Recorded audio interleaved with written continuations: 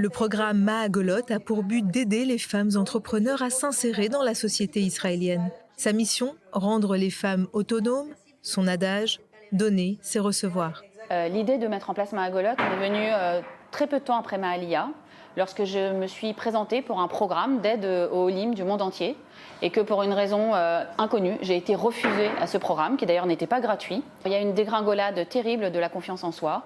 On n'est plus qui on était, on perd son identité sociale, mais professionnellement, c'est particulièrement douloureux. C'est très compliqué de se réinventer comme femme en Israël professionnellement après la Aliyah.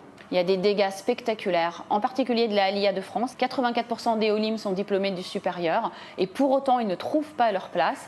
Les Maagolot forment un cercle d'entraide et de soutien. Grâce aux mécènes, des intervenants de qualité aident les entrepreneurs à concrétiser leurs projets. Le programme des Maagolot, en fait, il est destiné à aider toutes les femmes de tous les âges, de toutes les origines.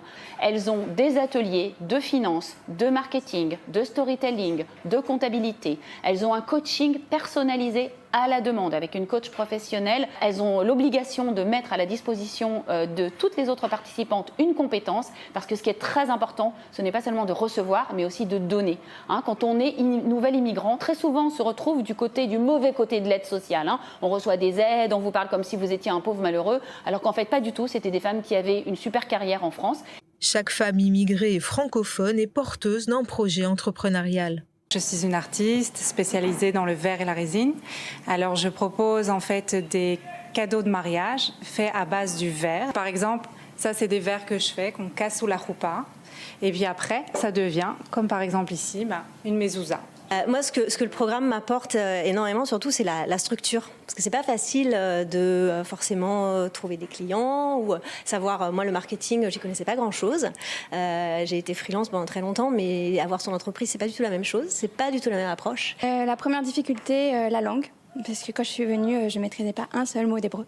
Donc c'est vraiment compliqué de se retrouver dans un nouveau pays avec une nouvelle culture. Une nouvelle langue, surtout que j'avais déjà 2 enfants. Donc c'est surtout l'intégration qui a été très difficile, et en particulier pour l'éducation des enfants, qui est un gros point noir pour moi en Israël. Et c'est pour ça que je cherche à développer une application qui va aider les parents, les élèves et aussi les profs particuliers à trouver des élèves. Les participantes mettent également leurs compétences et leurs talents au service des unes et des autres. Je travaille sur une plateforme de bien-être et développement personnel qui est accessible à tous en termes de prix et qui fait se rencontrer Israéliens et francophones.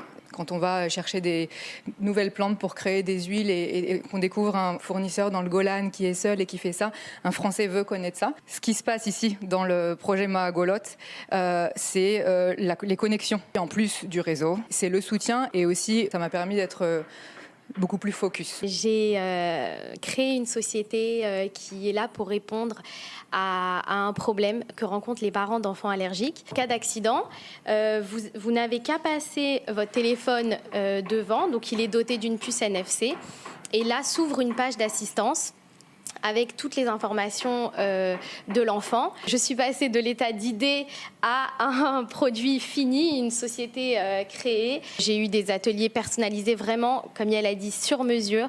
Le programme Maagolot permet à chaque femme de réaliser un projet entrepreneurial, de rebondir en tirant sa famille vers le haut et de faire de l'Aliyah une réussite.